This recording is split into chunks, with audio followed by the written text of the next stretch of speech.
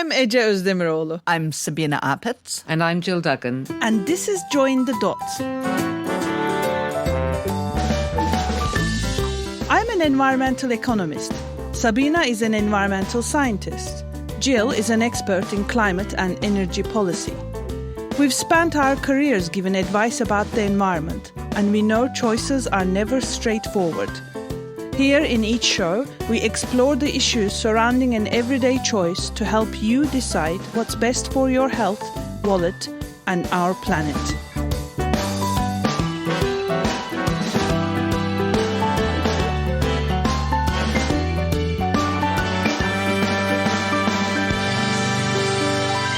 In previous episodes, we talked about the environmental impacts caused by the design, production, use and disposal of products such as air fresheners, cosmetics, toiletries, medicines, washing detergents and hygiene products.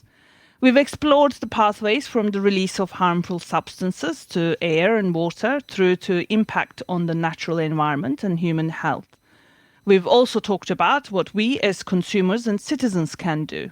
In this episode, we want to understand the business side of this equation a little better. The business of business, if you like. What makes companies better at being more sustainable, commercially, but also socially and environmentally? Have companies been changing the way in which they conduct their business to reduce their impacts? If so, how? If not, why not? To talk about this, we have with us Helena Waith, the CEO of A Bird's Eye View, a strategic business and marketing consultancy which she founded after years of working in different strategic and leadership positions across sectors and the world. Welcome, Helena. Thank you. Thank you very much. So, Helena, we wanted to invite you to join us for many reasons, one of which is this striking sentence you have on your website, which really chimes with us. Business as usual is unsustainable and a wasted opportunity. Why is that? Absolutely. Well, two things. Business as usual, wasted opportunity. Business as usual is no longer possible. There are so many indicators that demonstrate why businesses need to change their business model, change the way they engage and contribute to society, and really look hard at the impact that they have, both positive and negative, as part of how they do business. The other part in terms of wasted opportunity is business needs to change. A lot of businesses tend to use the lens of risk and take a defensive position in terms of the types of change and transformation they need to make. Actually, I think there's a much better opportunity for businesses to take a more proactive lens to how they tackle the transformation that they need to make and really look at the opportunities for their business from a long-term point of view, but also how they can really contribute at a much greater level to society, to the environment, and to the customers and stakeholders that they serve and engage with. You say business, but business is an amorphous term. What is business? Is it one thing, or how do you define that? Quite often we talk in absolutes around these topics. For example, in the UK, there are 6 million registered businesses. 99% of them are small or medium-sized enterprises. So the large businesses, which often are in the spotlight in terms of the FTSE listed or the big multinationals, they're in the spotlight for lots of reasons, particularly because of regulatory requirements and stakeholder requirements. They actually only represent 0.1% of all businesses. And yet they employ almost 40% of the workforce in the UK, and they have almost half of the turnover.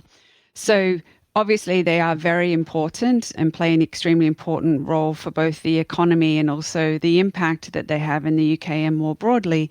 But I think it's a great question. We need to look at business not only sector specific, but also in terms of the size of the organization, the resources and capability they have, and actually the role that they play within the bigger ecosystem, not only as a stakeholder, but as a really valuable supplier quite often for larger businesses sitting within their value chain. So that's another term that, as I am a small business owner, but I don't really understand business. I understand environmental science. What do you mean when you say value chain? So previously, there used to be more focus on supply chain. And supply chain tended to focus on inputs, what a business did to transform that product or service, and outputs. Now, in terms of value chain, we're looking much more broadly at the fuller extent of the supply chain. So whether that be the materials that are sourced that go into a product or service, the production in all aspects, not only manufacturing, but labor, the impact and resources that are required to produce a product or service, how it's consumed, how the product or service is disposed of, if that's the case. So, for example, like a consumer good product. So in terms of the value chain, we talk about the full range of activities in a company's business model that goes to create the product and service, which creates value for the customers that consume the product or service. Well, one of the things I was kind of interested in that is the influence, although they're just 1% of total number of companies, because of the value chain, these companies with their resources have enormous influence on their suppliers and on what happens to their goods afterwards. So although they do not represent everything that we're interested in, they are disproportionately important, aren't they? That's right. Actually, I was looking at something from John Lewis. They recently published a statement about their supply chain. Turns out they have suppliers from 64 countries. 700 of their suppliers they've had for over 30 years. So they've had really long-standing relationships. I did some research last year with board directors from across the world. The research found that actually board members, executives, management understand that their supply chains are often more complex and more vulnerable than they previously realized, and that actually looking at their business model from a value chain point of view and all of the different steps and all of the stakeholders involved is a much more effective way to understand not only the impact of the full value chain, but also the areas where they can intervene to make the most change that can help reduce negative impacts, but also create opportunities for new innovation and new, more effective ways at delivering products and services that are more aligned with what we need for today and tomorrow. Yeah, I think that's a really important point. And I think just to give a little background, I've worked with business groups, I've led business groups in the past. And one of the things that I found, obviously in a new area, such as looking at climate change or environmental impact, is the amount of information that they have is quite limited. They don't always see the connections between what they're doing and what the impact is on the environment. They have government affairs departments, they have research and innovation departments that are focusing on making their product better, but they don't always have information about what they should be doing to be good corporate partners in the world and minimize their environmental impact. And an example would be, I can remember going to the United States and sitting around a table with some companies, some of whom said they were already net zero because they offset everything rather than actually reducing their emissions. So I think since then, and that's a few years ago, that knowledge has improved, but I still think it's quite tricky. And even if you look at policymakers, there's missteps along the way, aren't there? You know, people do things with the best of intentions and then discover that what they were doing was more environmentally damaging than they could possibly have imagined. A lot of organizations and leaders do have the right intentions. However, as you say, perhaps they don't have a more holistic perspective of all of the issues and what different divisions within their organization are actually doing. One of the things that I see at the moment is there's so much, so the increase in regulation, disclosure, reporting is fundamental, and it's leading to siloed activity. So different parts of the organization measuring or disclosing or reporting on certain key aspects of the organization as they're required to, but no one's actually stepping back and looking and joining the dots in terms of how this all fits together. But more importantly, how does it all link into their organization's purpose, into their values, into their strategy and business model in a way that just makes sense? You know, it intuitively makes sense for that brand, that business, the stakeholders that they engage with, the customers that they serve. Quite often, a lot of the elements are there, but they're just not connected up in a way which makes sense.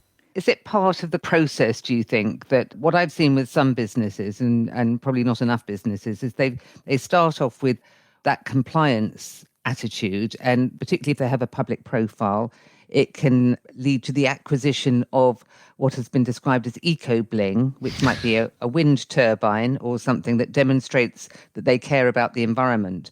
But actually, as they go along that, they realize that what they need to do is take a step back and rethink what it is they're doing and how they do it. And that can quite often completely change their production, their business model. But it's actually, how do you get them to that point where they're taking the step back? That's kind of an interesting challenge, isn't it? And seeing the opportunities rather than just that sort of risk, compliance and presentational approach.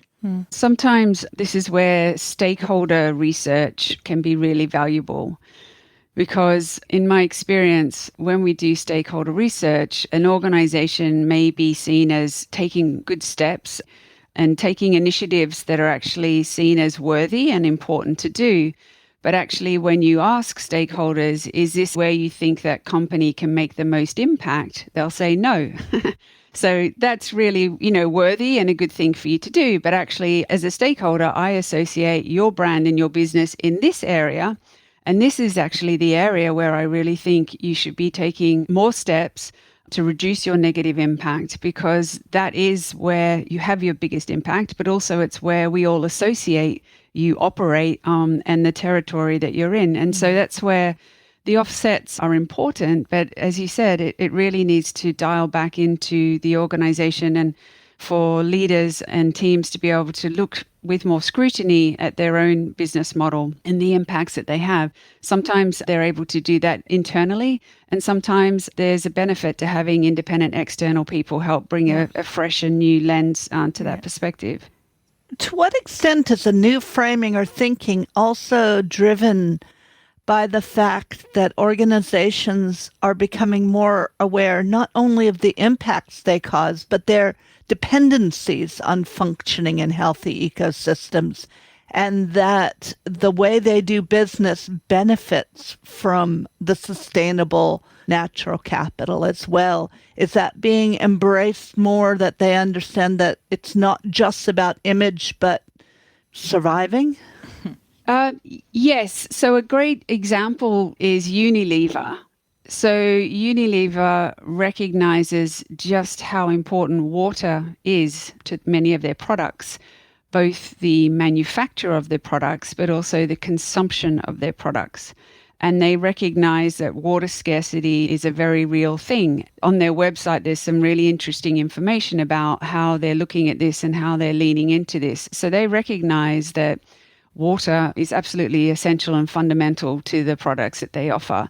Another example is Tesco and food security. So the fact that a large amount of food that's currently consumed in the UK comes from outside of the country, and the importance of having a clearer strategy. And so in terms of the government work that's underway, I believe that Tesco and other key supermarkets have been invited to contribute to this, because if they can't provide and supply food in an accessible way that's healthy, affordable, etc., that's a real problem.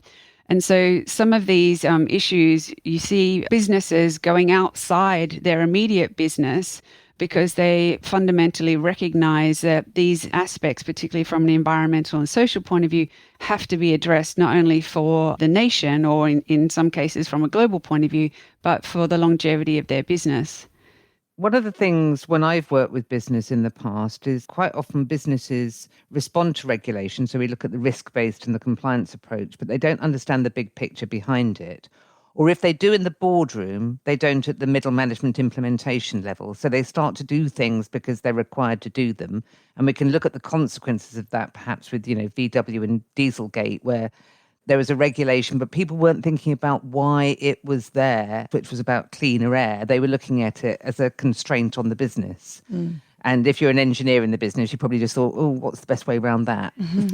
And clearly businesses, they have their government affairs departments and they have their research and innovation, but it is not necessarily their job at the moment to do that, broad environmental impact assessment. And that's probably where the consultants need to actually make sure that as some of that gets understood across the business, not just at the board level, but it needs to follow through so that the way in which some of these things are implemented within businesses makes more sense. Well, you say it's not the business's role, but actually, I looked at the UK Companies Act, and I really must get this in. Section 172 or 172, is that how we read the law? It says duty to promote the success of the company. And to us, the success, don't all businesses just want to make profit and, as quickly and as much as possible. But actually, that Section 172 does have items on saying the duty to foster the company's business relationships with suppliers, customers, and others, and the impact of the company's operations on the community and the environment. But it doesn't actually talk about the dependency point that Sabina made, then maybe this sort of regulating the impact of the business. The impact becomes a risk and a negative thing that you want to minimize and then move on. Rather than when you talk about your dependence of your business on nature, you're thinking more strategically. Then comes the sort of Unilever worry about water, because water becomes of financial importance, right? And they are serving the kind of business needs to sustain its profits, and then say, well, water becoming a limiting factor, I need to do something about it, which then happens to be also beneficial for the environment. I think that there are 2 points which are really important here that you've both highlighted. One is the ability to communicate from the top throughout. So, for example, if there's a business that has several thousand employees, but actually 20 to 30,000 suppliers or contractors that are part of their sort of extended workforce that help deliver the products and services, then being able to articulate clearly the purpose of the organization, the priority behind addressing certain material issues, so environmental, social, human, why that's relevant for the organization, why it's relevant for the ongoing success of the organization and its ability to perform better, and to be able to explain to the different stakeholders, in this case, employees and subcontractors, what their role is in a simple but in a clear way, then people come on board. Absolutely, we can't underestimate how important that communication is. And we have to remember that sometimes, perhaps with boards and upper management, it's something that they're very close to and discussing. And so there's assumption that everyone else understands this. But as we've all been saying, there are so many different dynamics going on, both in terms of regulation, in terms of voluntary and involuntary disclosures, etc., that are happening that are quite technical and in some cases pretty dry. And so what's absolutely essential is being able to translate that across all of the different stakeholders, so everyone co-owns what it is and why it's being done. In terms of Section 172, this one's really interesting. So the research I did last year, I did a survey with the Financial Times Board Director Program, and we had over 150 members give quite a detailed perspective and share their insights around this. And one of the questions that was asked was around Section 172 and if they felt that certain factors were more important than other factors. And actually the overall view was that there's very little difference. They're all important, but it is sector and situation specific. So certain organizations at the moment might have something where absolutely they need to have a much clearer regard for employees because of something that's happening within their organization or has been happening. In some other cases, something might happen outside of the organization, which absolutely shifts the attention and required efforts, etc.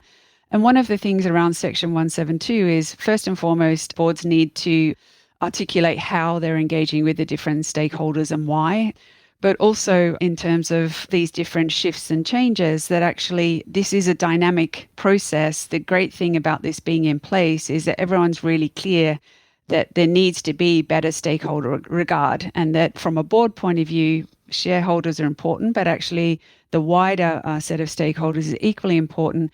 And all of that is about their role and their duty in terms of the longevity and health of the organization that they govern. I wanted to unpack this term stakeholder. When you talk about stakeholder, what is it that it means in your world? So in terms of stakeholder and stakeholder capitalism, if I answer that with a few examples. So recently, the US Business Roundtable, over 180 CEOs basically committed to take a more stakeholder capitalism approach. The stakeholders they described were customers, employees, suppliers, communities, and shareholders. It really does vary by organization and by sector. There needs to be a regard for everyone that can be or is affected by the impact of an organization and can contribute their voice to help influence decision making. Obviously, it's a challenge because all of stakeholders may not be aligned in their views. In fact, they're not, which is why it makes it richer and more valuable to understand all of those voices and to understand the weight of importance of those voices. Certain stakeholders and their views and their needs may require immediate attention and action. Others may have a more medium to longer term perspective. But understanding those different views, their weight and their relevance for an organization is really fundamental. So in terms of the US Business Roundtable, in terms of the World Economic Forum Davos Manifesto, the whole discussion around stakeholder capitalism last year in particular, at the start of the year, I found fascinating because there was a real momentum behind this, and there was a lot of discussion sort of in absolutes, if you like. So COVID will accelerate the shift to stakeholder capitalism or a more inclusive economic model. And so actually, this is one of the reasons why I did the research that I did in partnership with the Financial Times Board Director Program, because I wanted to understand whether that was true. Did this reflect the views of board members? And actually what I found was really interesting and comes back to some of the themes that we're talking about, that we really need to understand the different attitudes and behavior, whether it be board members, whether it be business leaders, whether it be consumers and stakeholders. It's not useful to group them all into one bunch. So, for example, approximately 50% of the board members believe there will be an accelerated shift to stakeholder capitalism. 30% are undecided. And 20% don't. They don't believe, they don't buy into the whole idea of stakeholder capitalism and a more inclusive economy, which looks at environmental, social, and human factors. At the same time, 2/3 of the board members surveyed felt that business has a growing responsibility to increase the wealth of society and not just shareholders. So there are a number of dynamics going around that really need to be unpacked. I've recently heard similar research, again, reinforcing that sort of 50-30-20 type of segment split that I found through my research. And it's important for us to understand the differences. Boards need to have independent and diverse views, and they also need to have the right composition of people that really have a strong view on this and have the knowledge and expertise to be able to contribute to strategic discussions and also ask the right questions that really need to be asked, so that we do have a look closer at the interdependencies and some of those material issues, Sabine, that you were mentioning. The right questions is an interesting point, actually, because sometimes you don't have to have lots of evidence to convince people to change the way that they do business. Sometimes you have to ask them the right question. And if I can give an example, so I work a lot on trying to unpack the dependencies of business on nature. So I say to, chief finance officers or accountants for business, you know exactly what manufactured capital you have, what's your infrastructure, how many machinery you have in your business, how many desks do you have in your office, and you keep registry of this. You follow its depreciation because you need to put money aside to make sure that you maintain those capital assets to be able to continue your business. You also depend on nature. But you have no idea what assets you depend on and how it's depreciating and what it means for your business. Why is that? And you almost don't need to prove how dependent they are because you just pointed out a gap in their knowledge. So whether they're motivated by risk or motivated by opportunity to answer that question, they have to answer that question. And we had some work with an agriculture-based food production company, which I won't name for now. And at the end of the work, their CFO said, I now realize soil is a financial asset. Ooh, now that's a major achievement. Yes, I know one of my colleagues said this is the pinnacle of his career. He might as well retire now.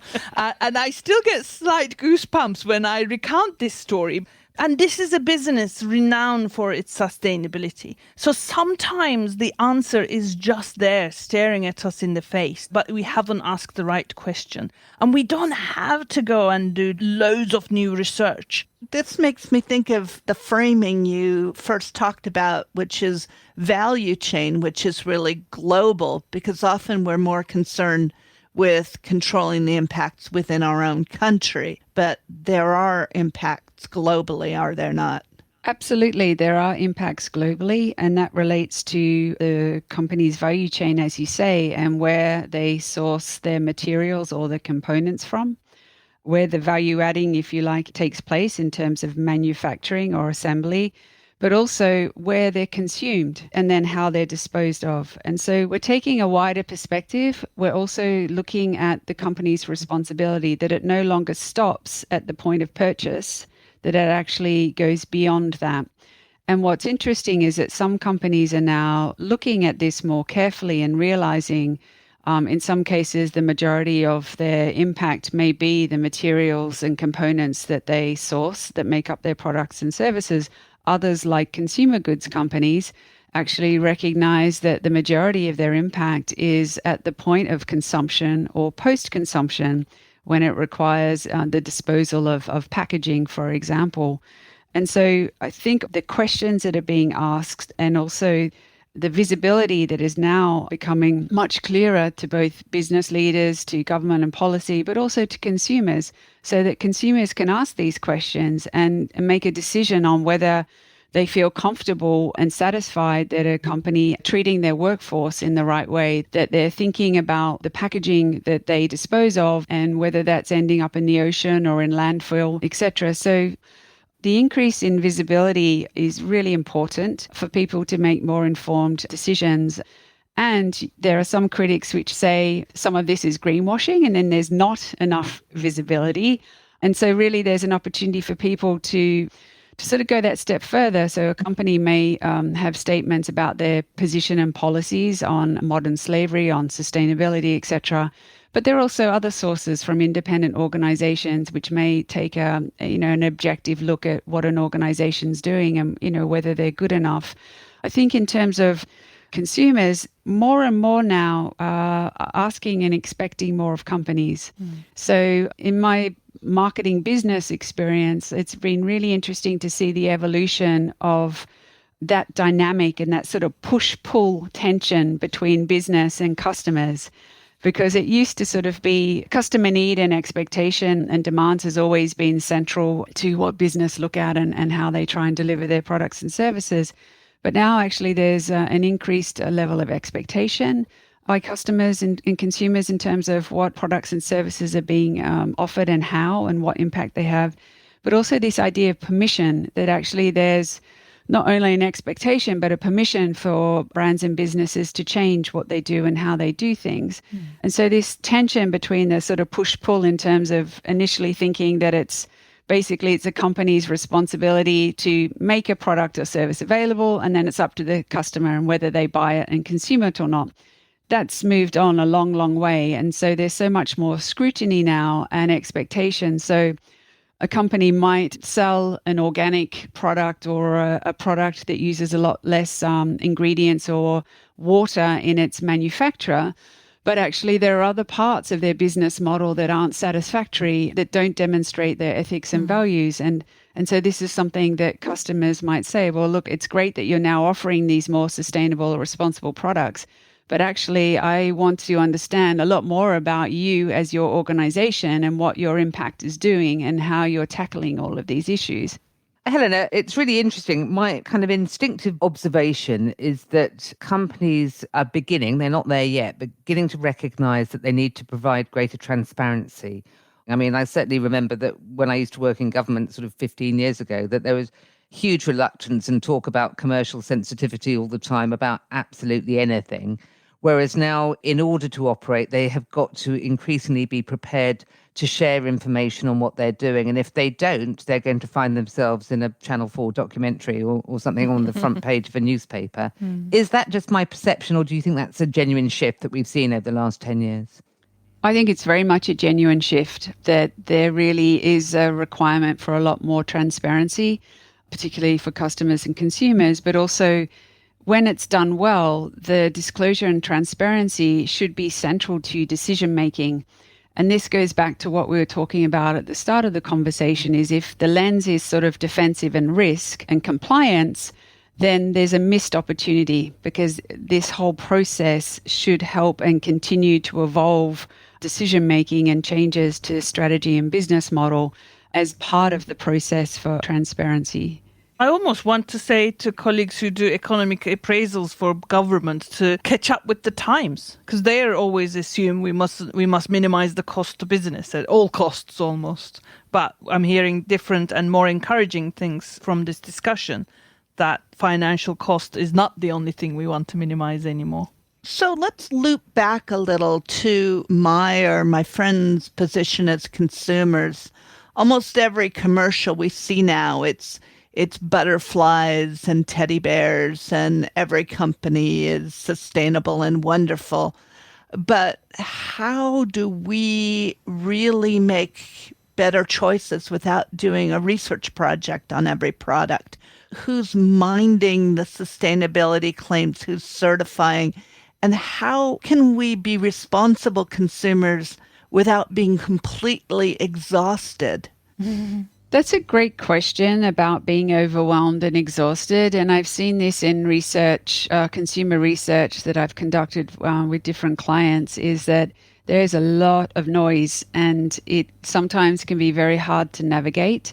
Sometimes there may not be enough information. In other cases, there might be too much information. And people are trying to understand to the best of their ability, how do they make changes in the way they live their life, day to day, and also perhaps longer term decisions. And so it's the way information is communicated, the tone that's used is really important. And it will vary obviously by organization and also by the different consumer segments. So some of the research that we've done also around consumer attitudes and behavior shows different levels of awareness and agency in terms of making change. And so the idea that you have one sort of stock message, clearly it's not going to appeal and resonate to everyone. So part of it goes back to those questions, asking the right questions, taking the time, maybe in some cases going a little bit wide and not just sort of asking the direct questions of how much more will you pay, etc., but really getting into what the motivations are for people to change their behavior, because they vary and that's normal. And sometimes there are assumptions. I think we're held back. So certainly in terms of business, there are certain assumptions about what people prioritize or don't prioritize. That's not always the case. And so you're right, it doesn't require lots of over-engineered research, etc., but certainly it is really valuable to get a better sense for what these different priorities and motivations are, so you can more effectively tap into them.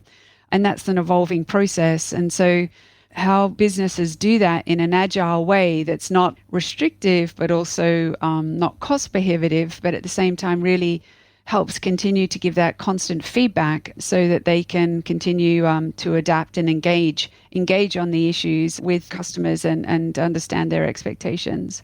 Can I just say, it's also a little bit generational. I mean, I've heard in the finance world that they are driven by satisfying the demands from millennials for where their pensions are invested. Now, I'm not a millennial, and I was rather old when I set up a pension. And only 3 years ago, I decided to change to an ethical one. And it was quite hard to find one that was very good. And at the end, actually, the ethical pension I found performs better than the mainstream one that I was in. This is going to be the topic of another episode before too long. But the reason I raise it is that just as business is not a uniform blob, neither are consumers. And I think it gives me hope that the younger consumers are a bit more discerning, yes, discerning and a bit more confident about their power, one of the drivers that I came across when I was working with business groups for them to do the right thing was that they were very, very aware that as they recruited, particularly, young people straight from university or school, that they were far more concerned about working for a company that they felt proud of. Yeah. And that they felt was doing the right thing in a variety of ways, societally, environmentally. So for them, that was quite a strong driver as well. Maybe this is about just making sure that we're all asking questions all the time. Yeah, I think, Ed J, you have a good point. Information is power. You may have different priorities, but you need information to balance those to make the choice that's right for you. Yeah. The thing I find really exciting is that so many stakeholders now have a voice and a position. And so it's not just consumers, it's investors, it's government, it's NGOs. NGOs have always played a really important role, but there are suppliers. There are so many different stakeholders now having a voice that it cannot be ignored. As we talked about earlier, sometimes the views and voices are different, but ultimately there's more scrutiny, more pressure and expectation. But excitingly, there's more alignment around some fundamental issues, which just requires a shift. So the question isn't will or won't you shift, it's how you shift, how quickly you shift, and how effectively that's going to start addressing some of the issues and risks that we talked about, but also fundamentally tap in and create new opportunities. The other thing I wanted to circle back on, Ajay, you talked about performance. This is also really important in terms of communication and links into greenwashing, is that products and services still need to perform. Quite often, the primary reason someone buys a product or service is not because of its sustainability rating or credentials. They buy it for a particular reason to meet a particular need, and it needs to have these other aspects that satisfy them in terms of the impact or ethics, etc., of a product or service.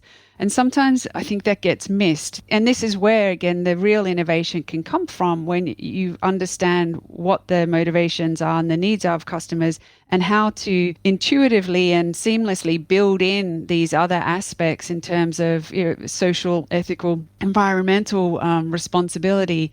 Then it becomes a really, powerful and exciting offer. And that's the thing that I'm really interested in terms of looking at how businesses and brands are doing this. Well, that's been a really interesting conversation that I think will actually generate a few more episodes, looking at the variety of different businesses that there are when we talk about businesses, and how we talk increasingly about the value chain, which includes the whole life cycle of products, from the suppliers to companies, the consumers, the packaging, everything around the products that we use. And stakeholders who are not just shareholders, not just consumers, but anybody who is impacted by any parts of the process. We've also touched on how some practices have got better. So over the last 15, 20 years, some companies seem to recognize that transparency is a part of the license to operate. They have to give more information about what they're doing. That doesn't include everybody by any means, but it's certainly moving in the right direction. There's a couple of standout moments for me. Business as usual is a wasted opportunity. And when companies focus on risk, they miss opportunities. And I think also the recognition from a company that soil is a financial asset, that actually if we ask the right questions, we can get businesses to think about things in a different way. So there's a lot of good progress, but we also recognize that quite often what board members understand it doesn't necessarily follow throughout the business, that there is greenwash, that we need to continue to ask questions, we need to think about our own priorities, and we need to hold companies for account to what they're doing for their employees, for their consumers, for their supply chain, and for the environment. And I think one last point is that there is an assumption, we think, when government policymakers are looking at this, that the costs to business are paramount, but we think that that balance is shifting, and that increasingly citizens, stakeholders require that the cost to the environment are taken into account. I think there's a lot more to come from the conversations we've been having in this episode. So stay with us and look out for the next one. Thanks for listening, and thanks to the rest of the team. Neil McEwen on sound and music. If you enjoyed this, look out for our upcoming episodes and all other info on our website jointhedotspodcast.com.